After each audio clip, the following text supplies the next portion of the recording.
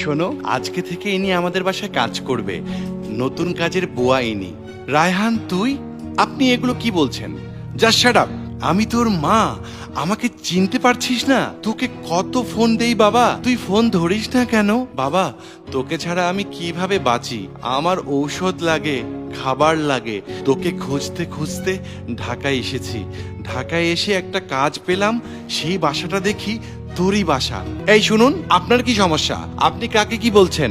উনি আমার হাজবেন্ড। আপনার ছেলে কি করে হয়? চলুন আমার সাথে চলুন। এই দাঁড়াও, মানে উনি যেহেতু অসহায়, গ্রাম থেকে এসেছে, ওনার কাজেরও দরকার, আর আমাদের বাসাতেও তো কাজের বুয়া নাই, তাই ওনাকে রেখে দাও। শুনুন, আমাদের বাসায় থাকতে হলে এমন ছেলে ছেলে করা যাবে না। উনি আমার হাজবেন্ড, ওনাকে সম্মান করে কথা বলবেন। আচ্ছা, আমি যদি গ্রাম থেকে আমার মাকে আনি, তুমি থাকতে পারবে আমার মায়ের সাথে?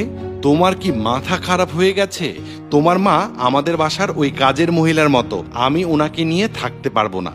ফার্দার যদি এই কথা তুমি বলো, তোমার খবর আছে। তখনই মা কাজের মেয়ে হয়ে ছেলের বউয়ের জন্য চা বানিয়ে নিয়ে আসলে, চা খেয়ে ছেলের বউ বলে, তুই এটা কি চা বানিয়েছিস?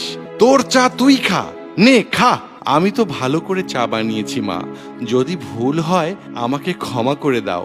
মা, তোর এত বড় সাহস কি করে হয়? আমাকে তুই কোন সাহসে মা বলিস? এটা বলি সে মাকে চর মারতে যাবে, তখনই তার ছেলে তার বউয়ের হাত ধরে ফেলে। তোমার এত বড় সাহস, তুমি আমার মায়ের গায়ে হাত দিয়েছো? মা, এই ফকিন্নি মহিলাটি তোমার মা? হ্যাঁ, উনি আমার মা। ছি ছি ছি ছি ছি ছি ছি ছি, এরকম ফকিন্নি মহিলাটা তোমার মা? হ্যাঁ, যাকে ফকিন্নি বলছো উনি আমার মা। উনি আমাকে কষ্ট করে পড়ালেখা শিখিয়ে মানুষ করেছে, আর তুমি তার গায়ে হাত দিতে যাচ্ছ? তোমার এত বড় সাহস! আমি এই ফকিন্নি মহিলার সাথে থাকতে পারবো না। Just shut up. ফকিন্নি ফকিন্নি করো না। তুমি মায়ের গায়ে হাত দিতে চেয়েছো। সরি বলো আমার মাকে। না, আমি বলবো না। সরি বলো আমার মাকে। না, আমি বলবো না। তুমি যদি আমার মাকে সরি বলো, তাহলে এ বাসায় থাকতে পারবে, না হলে বাসা থেকে বের হয়ে যাও। আমি থাকবো না। যেও না মা, তুমি যেও না। বাবা, তুই বৌমাকে মাফ করে দে। দেখেছো, যাকে তুমি ফকিন্নি বলেছিলে সে তোমাকে ক্ষমা করে দিয়েছে। সে তোমাকে বাড়ি থেকে যেতে দিচ্ছে না। এটাই হচ্ছে মা।